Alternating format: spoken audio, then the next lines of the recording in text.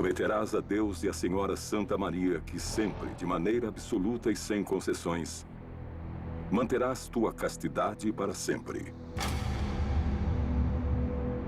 E que não obterás riquezas nem honras e nada, nem sequer essa espada te pertencerá.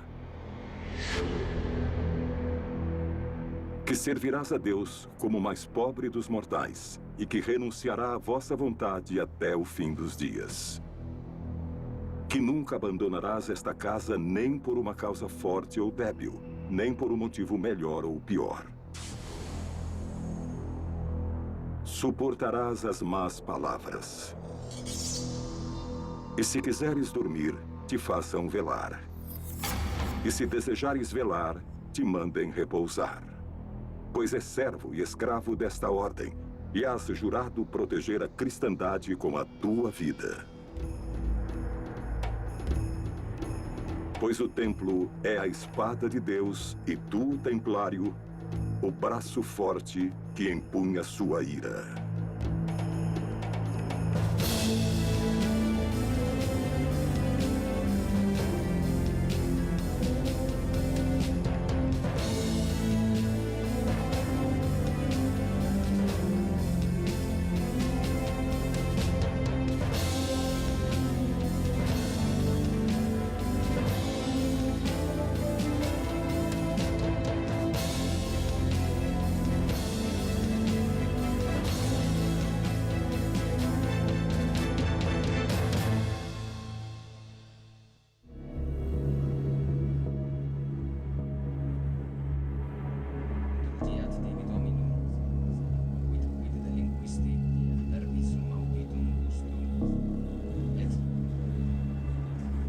Não é a lepra, nem a peste. É outro mal ainda pior que infecta essas feridas. Uma maldição que corrompe e gangrena as extremidades de todos igualmente, de nobres, vassalos, de ricos e pobres. Um castigo divino chamado Fogo de Santo Antônio, que se cura apenas com a peregrinação aos lugares santos de Santiago e Jerusalém.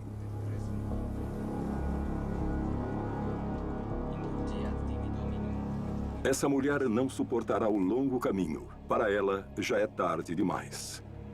Recitará 1000 vezes todas as orações. Abraçará amuletos e atenderá a conjuros e preces.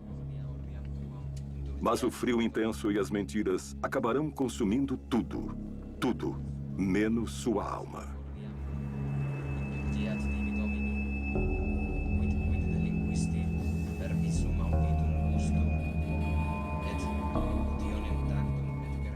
Uma Europa que parece estar congelada. Mais do que chamar de Baixa Idade Média, poderíamos chamar de o amanhecer da civilização cristã. No final do século XI, o que encontramos é uma sociedade que está relativamente feudal. Temos o Nosso Senhor, que governa todos esses territórios. Temos uma série de pessoas que trabalham para ele, são seus servos. A nobreza e o clero estão em um nível privilegiado, enquanto os braçais, os plebeus, se encontram em um patamar inferior na escala social. Digamos que as diferenças são importantes. Os braçais trabalham, os clérigos rezam e os nobres guerreiam. No final do século XI, pouco antes da Primeira Cruzada, a Espanha não existia. A Península Ibérica era um conglomerado de reinos no norte, no mundo cristão, e no sul, o sul muçulmano, Al-Andalus estava sendo reunificado com o Império Norte-Africano, os Almorávidas, que vinham conquistando e incorporando pouco a pouco seu reino ao reino de Taifas.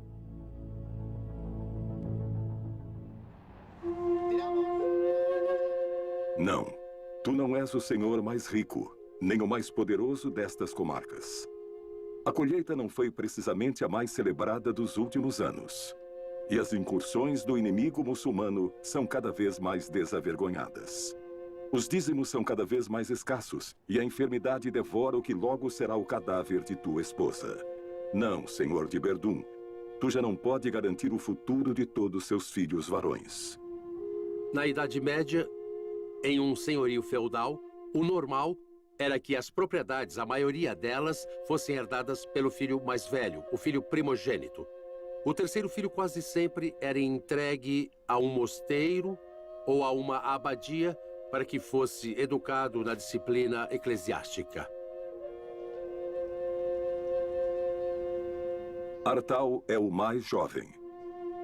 Hoje vais dizer-lhe o quão importante é para ti. Vais falar-lhe do valor, da honra e o significado de vosso nome. Cuidarás de lhe explicar por que sua mãe não chegará a superar essa enfermidade e por que um de seus irmãos, e não ele, será quem herdará teu castelo. Fará com que ele saiba que, apesar do tanto que te custou tomar esta decisão, hoje mesmo negociará seu futuro com uma delegação de monges, e amanhã, ao raiar do dia, partirá com eles para ingressar em um convento.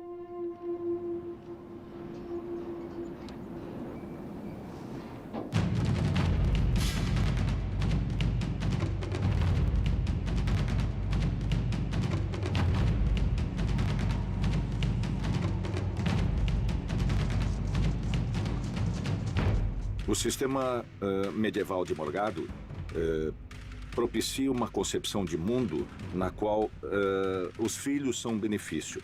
Quanto mais filhos tivessem, melhor. Mas levando sempre em conta que se tinha que respeitar a primogenitura, ou seja, o mais velho. Daí veio a palavra Morgado. Era ele quem herdava o patrimônio familiar. Aos demais, não restava outro remédio senão entrar na mesma corte do rei, ou em uma ordem religiosa, ou simplesmente pertencer ao estado clerical. A herança era um elemento muito importante naquela época. Os primeiros senhores, os primogênitos, podiam dispor da herança e administrá-la. Mas outros tipos de nobres, como os nobres secundários, tinham opções limitadas. Por isso, se uma pessoa que no século XI abandonasse a casa paterna para ir ao mundo, era muito lógico. Isso tinha todo o sentido do mundo, era muito natural nessa época. Não só na Espanha, mas em qualquer parte da Europa. Fazia todo sentido do mundo que um dos filhos se dedicasse à igreja.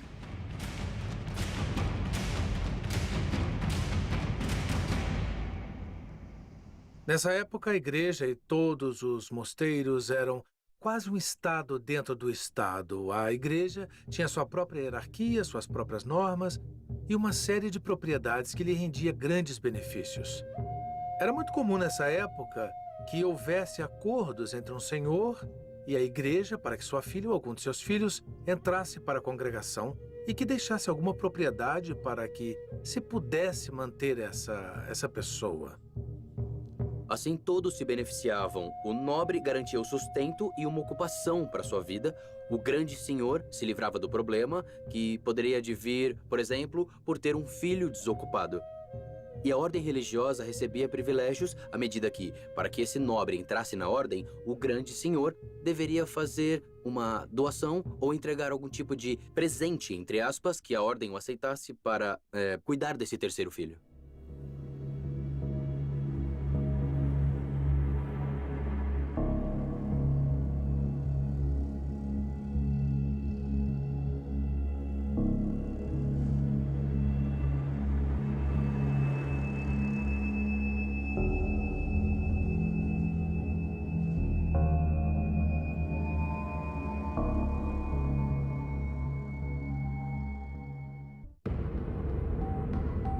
Alégio I, imperador de Bizâncio.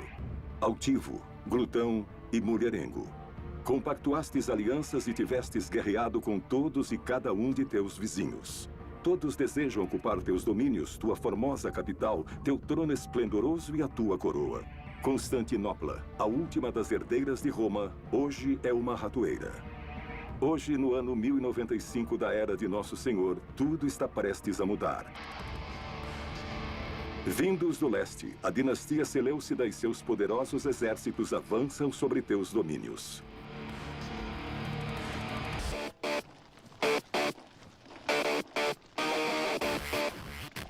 Não tem soldados bastante para fazer frente a esta força. Desta vez, as cruzes não poderão frear aqueles que portam o coração nas mãos. Hoje, escreverás uma carta e enviará ao poderoso Papa do Ocidente. Pedirás ajuda em nome de toda a cristandade e rezarás. Rezarás para que apareça um gigantesco exército de valentes cristãos dispostos a enfrentar esta ameaça. Ou para que caia um raio dos céus para varrer todos esses sarracenos diretamente para o inferno. Tua mensagem percorrerá a Europa. E ainda que tu não chegues a saber nunca, essa maldita carta provocará uma guerra eterna. As Cruzadas.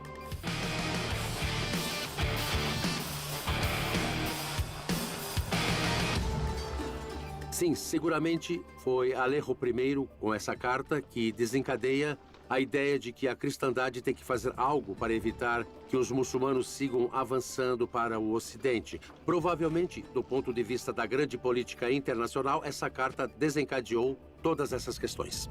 Os livros de história falarão de ti, Alejo. Dirão que fostes um astuto político que soube manter a salvo o Império de Bizâncio. Para mim, continuarás a ser um glutão.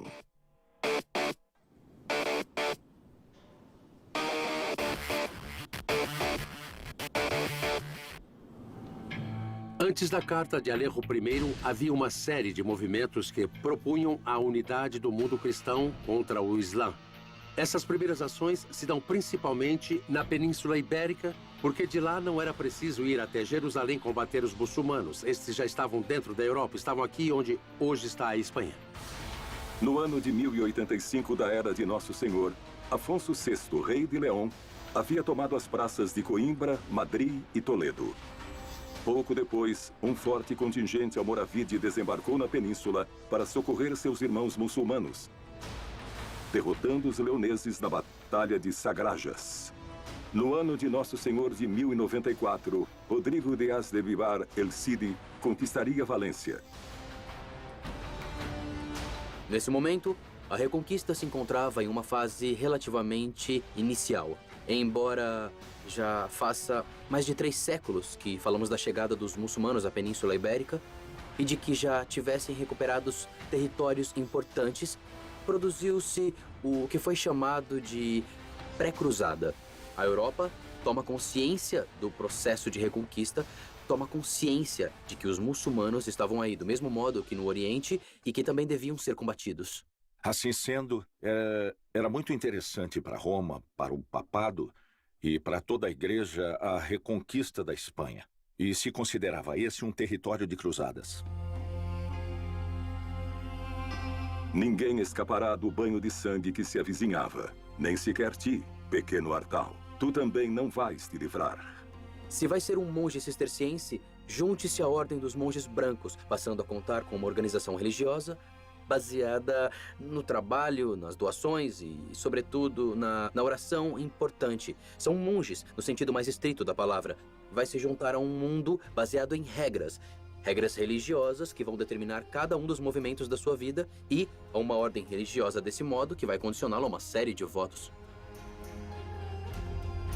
Não podemos nos esquecer do número de crianças abandonadas deixadas nas portas dos conventos. Por que eram deixadas na porta dos conventos? Porque sabiam que teriam... Bom, eles teriam uma vida garantida, pelo menos teriam pão para comer todos os dias.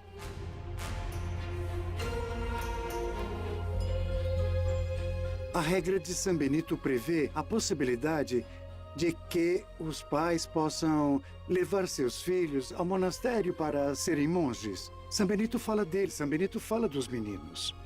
Mas esses meninos não seguiam estritamente o ritmo monástico. Para eles era bem mais suave. E só quando alcançavam determinada idade era quando decidiam se iniciavam o noviciado ou não. Era raro o menino criado em um convento ou a menina que foi criada em um convento que abandonasse o convento. A vida fora era muito mais difícil.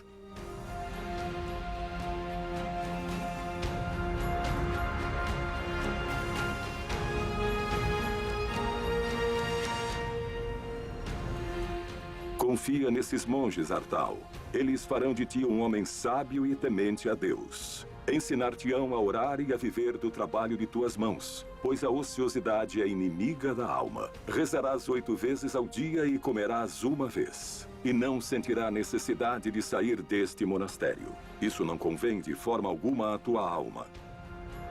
Jurarás obediência ao abade e aos teus irmãos. Prometerás ante a Nossa Senhora Santa Maria que sempre, de maneira absoluta e sem concessão, manterá para sempre a tua castidade.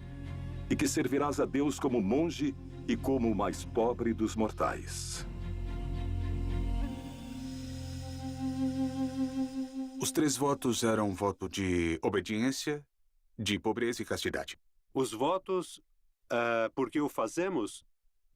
A finalidade última do voto é acompanhar Jesus. Queremos acompanhar o Senhor Jesus. Ele aparece no Evangelho vivendo na total pobreza, vivendo em obediência e vivendo em castidade. Aí o religioso diz, quero servir como Jesus. Tudo isso é como dizer, duro. É duro porque, bom, dessa forma, parte da ascese, da luta, do combate.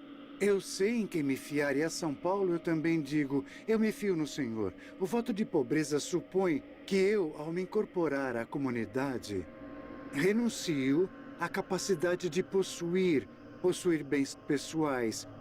E se eu sair do monastério, ao sair, eu não tenho direito de pedir nem um centavo pelos 20, 25 ou 40 anos que se passaram. O ato de pedir do pobre tem outra dinâmica espiritual para enfrentar o desnudamento que, às vezes, é duro. Posso comer e posso cear e tenho uma cama em que dormir e tenho o suficiente para viver. Talvez o voto mais forte seja o da obediência, porque, logicamente, é onde a liberdade está em jogo.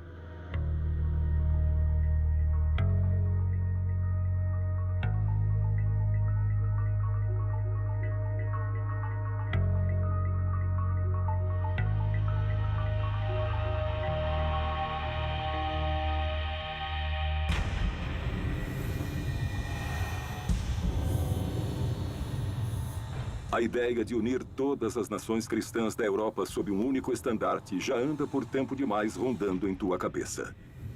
E essa carta, reclamando tua ajuda, chega em momento muito adequado. Parece ter caído dos céus. Sois Urbano, o segundo, o Papa de Roma. Quem melhor que tu para liderar essa união de infantes, reis e cavaleiros contra os inimigos de Deus? Hoje te armarás de valor e vais declarar a primeira das muitas cruzadas que estão para vir. Urbano II era um papa muito peculiar. Provavelmente tivesse gostado mais de ser o general que dirigia umas tropas ou um exército do que o pastor dos cristãos. O pastor dos católicos, que é o Papa de Roma. Urbano II proclama a cruzada, a primeira cruzada, nos arredores da cidade de Clermont, certamente influenciado pela Carta de Alejo I, mas também pela ideia que havia surgido alguns anos antes que algo deveria ser feito para enfrentar essa segunda leva prevista do Islã sobre a Europa. Nas cercanias da cidade de Clermont, haviam se reunido milhares de fiéis dispostos a deixarem-se seduzir por tuas palavras. Fale-lhes de todas as atrocidades que estão sofrendo nossos irmãos cristãos no Oriente. Minta-lhes, diga-lhes que chegaram inclusive a queimar igrejas. Diga-lhes que tu, ou melhor ainda, diga-lhes que Deus, nosso Senhor, lhes ordena partir imediatamente para destruir essa raça vil que ocupa a Terra Santa. Prometa-lhes que todos aqueles que morrerem por esse empenho serão absolvidos de todos os seus pecados. Prometa-lhes a vida eterna. E quando lhes perguntar se poriam suas espadas a serviço dessa guerra santa, eles todos responderiam: Deus o quer, Deus o quer. Era esse o grito dos cruzados, Deus o quer. E o que o Papa reclama nesse discurso é a unidade. Diz, acabai com vossos enfrentamentos. Não somos o inimigo, nós cristãos não somos o inimigo. Temos de nos unir contra o inimigo. O inimigo é o muçulmano, o inimigo é o sarraceno. O Papa Urbano II chamou às armas os europeus para irem defender e libertar a Terra Santa. Claro que nos dá a ideia de um personagem, de um papa muito imbuído nesse espírito que chamamos de reconquista da Península Ibérica, de cruzadas em geral, que devia provocar e que realmente provocou um efeito bem imediato nas pessoas de seu tempo, porque houve uma resposta massiva ao chamado do Papa em seu discurso nessa predicação de uma cruzada em Clermont-Ferrand em 1095.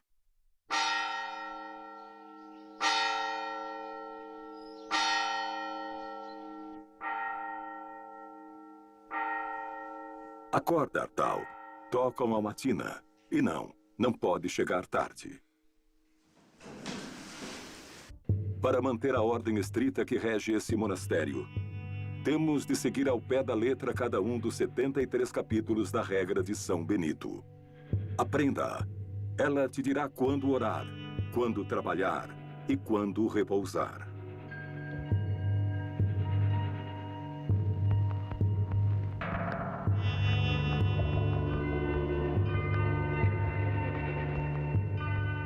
Havia algumas regras, por exemplo, sobre a ingestão de determinados alimentos em certas épocas do ano. O corpo devia ser purificado por meio da abstinência sexual ou pela ausência de determinado alimento. A Sister tem como lema Ora et Labora. Então, sua vida seria esta. Levantar-se provavelmente às 3 da madrugada para iniciar com as matinas, rezar todas as horas que forem chamados e, enquanto isso, guardaria o silêncio entre uma hora e outra. E entre essa hora e outra, trabalharia. Sua vida seria tremendamente dura.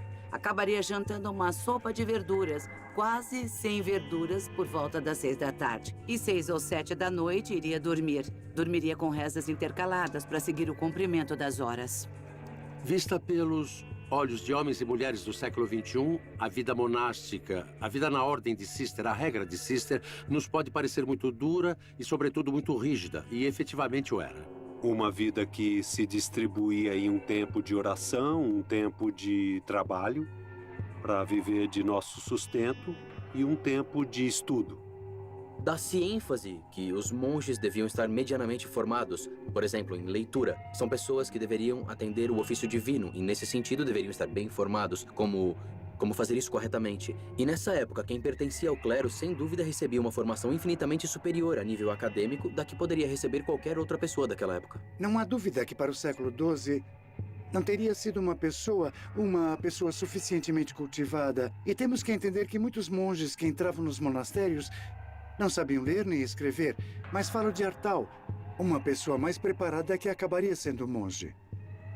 99% da população era totalmente analfabeta. Assim, falamos de apenas 1%. Me parece que Artal vinha de um contexto social um pouco mais cuidado. Não era um servo de gleba, mas não há dúvidas que seria um rapaz preparado em um ambiente um pouco cultivado, de ordem, de leitura. Ainda que não entendesse, ia se ensinando e ele ia aprendendo. Mas a educação não terminava nunca. Segundo as capacidades da pessoa, poderia ir crescendo e se converter desde um homem de ciência, conhecedor de um antigo tratado de farmacopeia, até um especialista nas sagradas escrituras, um miniaturista ou um copista essencialmente de livros. Walter, o indigente. Assim é que te chamam. Tua contínua obsessão de viver na mais extrema pobreza te garantiram essa alcunha. Teus dotes de orador serão decisivos na hora de convencer milhares de camponeses, deserdados e mendicantes sem futuro para que se unam ao valente e desastroso exército que logo partirá para a Terra Santa. Não será o único a liderar esta expedição. Pedro o Eremita, outro iluminado que acreditou no valor de face do mandado do Papa Urbano, já estava pregando pela Europa. Mais de 20.000 desgraçados já haviam decorado seus farrapos com estampas da cruz e estão dispostos a segui-lo até o próprio reino dos céus. Não sabem ler, não têm a menor noção do tamanho do mundo ou da extensão dessa viagem. Apenas no que acreditavam é que todos os seus pecados serão perdoados ao arrebatarem Jerusalém dos muçulmanos. Depois do chamamento em Clermont em 1095, iniciou-se na Europa um processo muito interessante e, ao mesmo tempo, muito amplo de peregrinação massiva. Uma peregrinação que não estava tão orientada em visitar os lugares santos, mas como uma conquista pela espada de tais territórios. Mas se isto for pouco, encha-lhes a cabeça de ideias milenaristas. O fim do mundo se aproxima. Fiéis seguidores de Cristo, ajoelhem-se, pois não encontrarão consolo na outra vida se não purificarem antes todos os vossos pecados. Em todas as épocas, aproxima-se o fim do mundo. Não há época na história da humanidade que não se tenha visto a aparição de uma série de profetas, de uma série de visionários, uma série de adivinhos que não tenham previsto o imediato fim do mundo. O fim do mundo, o milenarismo, são conceitos que nessa época tinham ressonâncias um pouco complexas. Desde a tendência de achar que, com a conquista de Jerusalém, a cidade celeste desceria sobre a terrena e dessa forma nos encontraríamos diante do juízo divino, até o fato de que um dragão de várias cabeças e numerosos olhos e chifres sairia dos mares e devoraria os cristãos. Essas tendências, às vezes motivadas por determinados membros da igreja ou não da igreja, iam predizendo e percorrendo os caminhos, nem sempre com alguma base especialmente lógica. Recomendava-se a leitura do Apocalipse nos concílios com uma finalidade prática de incentivar as doações para a igreja, relembrando os castigos aos pecadores no dia do juízo final. Ao findar o primeiro milênio, a sociedade medieval entende que se encerrou um período, como se no livro da história, a história cristã houvesse completado os primeiros 1000 anos. Então previa-se algo que já estava no Antigo Testamento e dizia: 1000 anos em tua presença são como um dia que se passou. É um dos salmos dos livros que eram habitualmente lidos nos mosteiros e nas igrejas. Desse modo, as pessoas entendiam que cronologicamente se cumpria um século. Era lógico pensar que o tempo deste mundo se terminava e que se iniciava o tempo da eternidade. Além disso, havia uma espécie de profecia, ou se interpretava como uma profecia. As palavras de Jesus Cristo antes de ascender aos céus: ide por todo o mundo e pregai o evangelho até o fim da terra. Entendiam o fim da terra de maneira física, assim como os 1000 anos de uma forma cronológica. Entre esses indivíduos que assumiram o modo literal da mensagem, estavam os que nada tinham a perder. Isso é, aqueles que esperavam que o fim dos tempos, que a tradição, pelo menos as tradições apocalípticas, diziam que viria acompanhando o governo de Cristo durante um milênio aqui mesmo na Terra. Seria o momento de ressarcimento dos pobres. Seria o momento em que os pobres, os humilhados, os marginalizados, governariam com Cristo frente aos que injustamente os tivessem tratado. Dentre tais indivíduos encontrava-se o famoso Pedro, o eremita.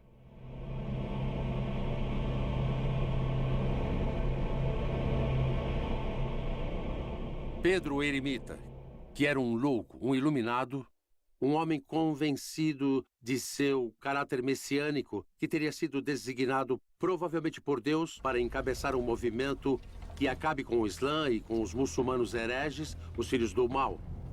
Imbuído desse espírito de ir a Jerusalém, de recuperar a Terra Santa, embarca na Cruzada dos Pobres de modo absolutamente insensato. Aquela grande cruzada se valeu da ignorância das pessoas e oferecia possibilidades que não eram reais. Muitíssimas pessoas se apresentavam às cruzadas para expiar seus pecados. Qualquer pessoa carente de estudos, carente de conhecimentos, que nunca tivesse sido escolarizada, podia crer em qualquer dessas teorias e acreditava que iria conseguir.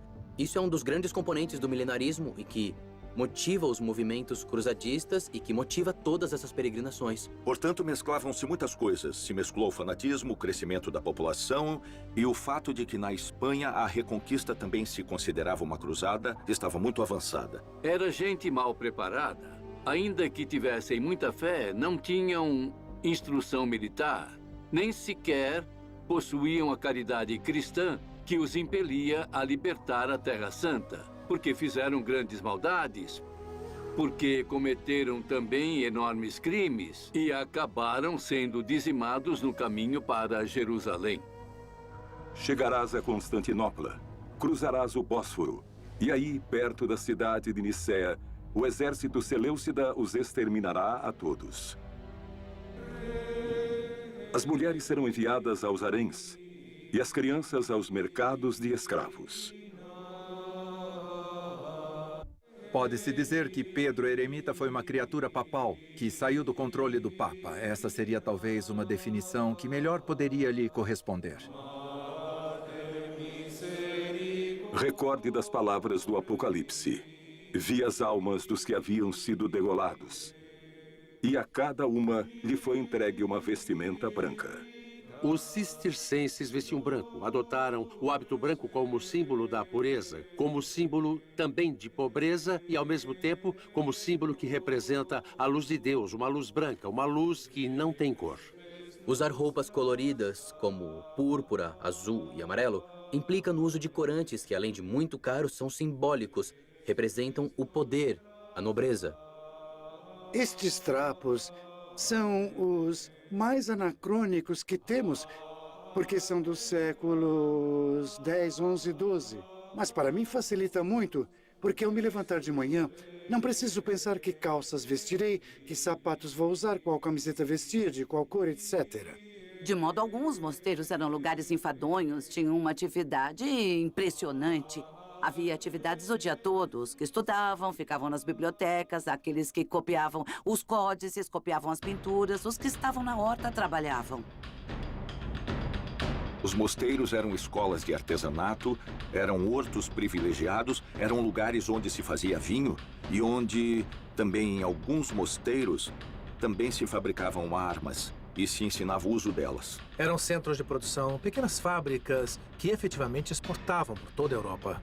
Ainda que a ideia eclesiástica parecesse dizer tudo em contrário, na verdade, muitos clérigos da época combatiam com armas como qualquer soldado de seu tempo. Inclusive, havia muitos bispos que eram muito famosos por serem combatentes extraordinários, soldados que manejavam muito bem as espadas e as lanças. Aprendia-se desde o manejo de espadas até montar o cavalo. E não só isso, ensinava-se a fabricar uma bombarda, que era um dos canhões mais originais e mais primitivos, a usar fogo grego e usar a pólvora, tudo isso.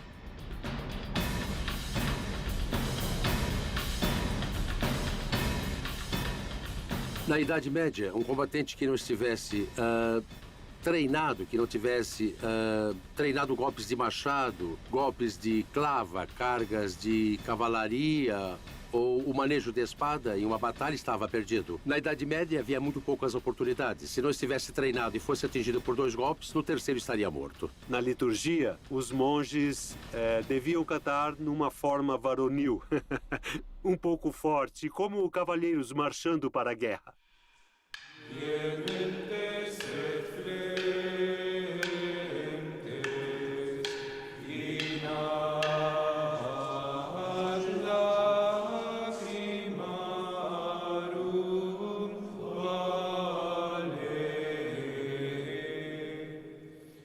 A cruzada de Walter o Indigente e Pedro o Eremita não foi debalde. Os príncipes europeus haviam se unido frente a poderosos exércitos e não tardaram em chegar à Terra Santa. Centenas de cavaleiros uniram-se à cruzada promulgada pelo Papa Urbano. Houve chefes de exército organizados, exércitos feudais, que decidiram seguir os passos de Pedro o Eremita. Passarão por Antioquia e Edesa a fogo e sangue. E tu, Pedro, tu que sobreviviste a Nicéia, terás a honra de bendizer desde o mesmo Monte das Oliveiras a carnificina que nesta mesma noite inundará de sangue as ruas de Jerusalém. Traduzindo do castelhano, o Capitão Aranha faz que todos embarquem, mas ele fica em terra. Pedro o Ermitão sobrevive, é claro.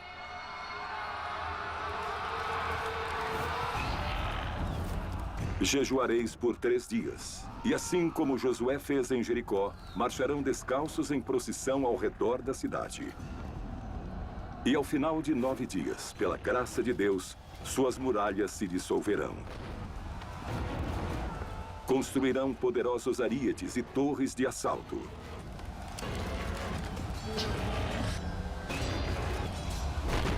Os mais piedosos cortareis as cabeças dos muçulmanos. Os outros ireis longe e arrastareis seus corpos até as fogueiras. As ruas e praças de Jerusalém se encherão de mãos e pés cortados. E se derramará tanto sangue que os cadáveres nele flutuarão. Jerusalém, o destino da primeira cruzada, o objetivo fundamental dos cruzados, foi conquistada em 15 de julho do ano de 1099.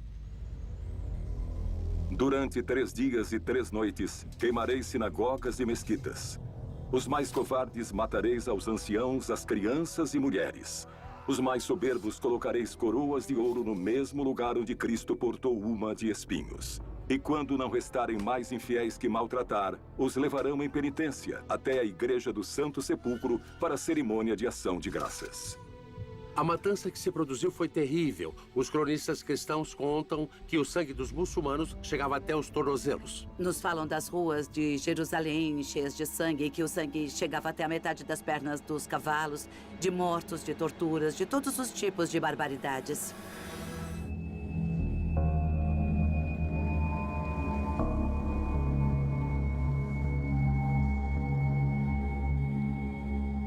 O desfecho das cruzadas é muito triste, em todos os sentidos.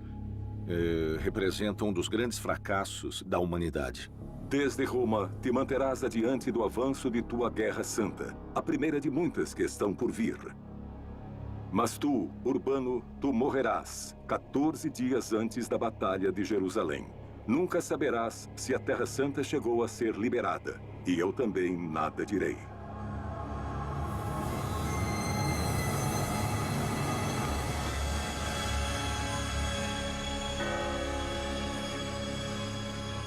Eu acho que falar disso, de certa forma, é isentar a responsabilidade que tivemos, todos os seres humanos, nas atrocidades que têm ocorrido ao longo da história, quando, na verdade, provavelmente todos temos sido responsáveis. Todos vós sois culpados. Os imperadores desejosos de poder que desataram a ira de seus exércitos. Os papas que sancionaram as guerras. Os órfãos, os indigentes e os eremitas. Pois por vossas culpas nascerá um exército de cavaleiros condenadamente crentes aos quais chamareis templários. E eles vos farão recordar de cada uma das palavras do Apocalipse. Ouvi uma voz que dizia: venha e veja. E olhei. E eis que vi um cavalo branco, e aquele que o montava foi-lhe entregue uma coroa. Venha e veja, e olhei. E saltou outro cavalo, e aquele que o montava foi-lhe dado o poder de acabar com a paz da terra. Venha e veja, e olhei. E lá estava um cavalo negro, e aquele que o montava tinha uma balança na mão. Venha e veja, e olhei. E havia outro cavalo, e aquele que o montava tinha por nome Morte. E os reis da terra e todos os seus servos se esconderam, porque o grande dia de sua ira havia chegado. Se fazem barbaridades, coisas más e coisas mal feitas e continuam a fazer, então o nosso desafio é pararmos um pouco, entrar no coração humano e olhar as coisas com muita benevolência, com muita misericórdia, como diz no Evangelho. E se existem muitos desmandos, apontá-los com o dedo e dizer, não é esse o caminho. Não tomai a vida do outro. Deus a declarou sagrada. São estas as palavras do profeta Maomé. Em nome de Alá, o compassivo, o misericordioso, e a ti somente servem, e a ti só imploram por ajuda. Porque tu has criado um inimigo como este. Porque envias essas abomináveis cruzes vermelhas e esses demônios de olhos azuis que sabem apenas matar. Tu, o Todo-Poderoso. Diga, como poderá o Islã perdoar essa afronta? Como fazer para esquecer? Logo anoitecerá. Vós deveis orar. E também nós.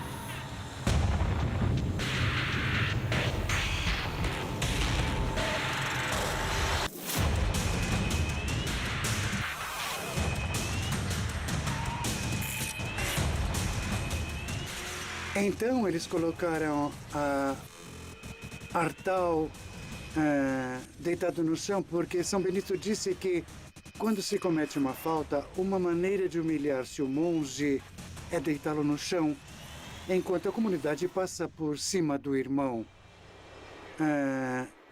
Eu creio que é para sublinhar essa humilhação da falta, de algum modo, é fazendo penitência.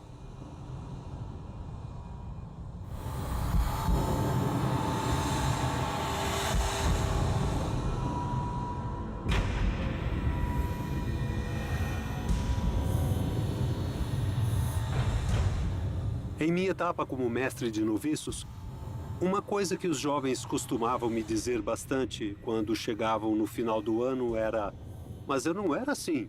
E eu dizia: como não eram assim? Claro que eram assim, mas não percebiam na ocasião. Não conseguiam descobrir o que eram realmente. E quando alguém vai descobrindo quem realmente é, tem que se enfrentar.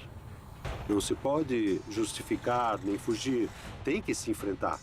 E nesse sentido, isso é uma batalha do próprio coração, mas que tem uma grande recompensa.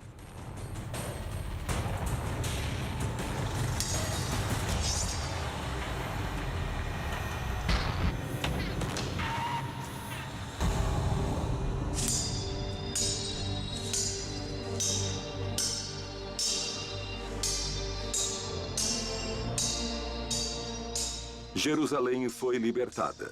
A cristandade é dona da terra que Jesus Cristo converteu em santa. Mas tenho de te advertir, pequeno Artal. Os inimigos são numerosos. Já afiam seus punhais com olhos encharcados de sangue. E logo lançarão suas garras sobre o reino de Jerusalém. Não precisamos de mais monges, já os temos em demasia. Necessitamos de cavaleiros puros, que não duvidem no momento de se entregar à ordem do templo e que não temam derramar seu sangue por Cristo.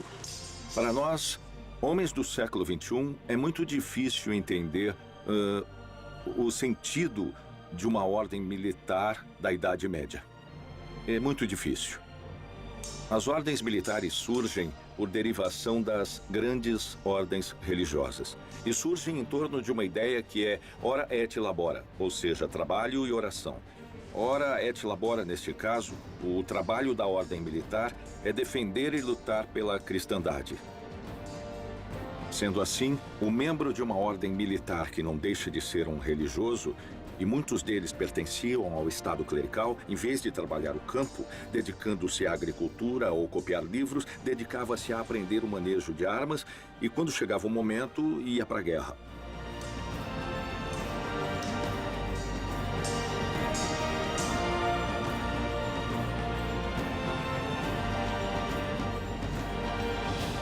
Artal feliz?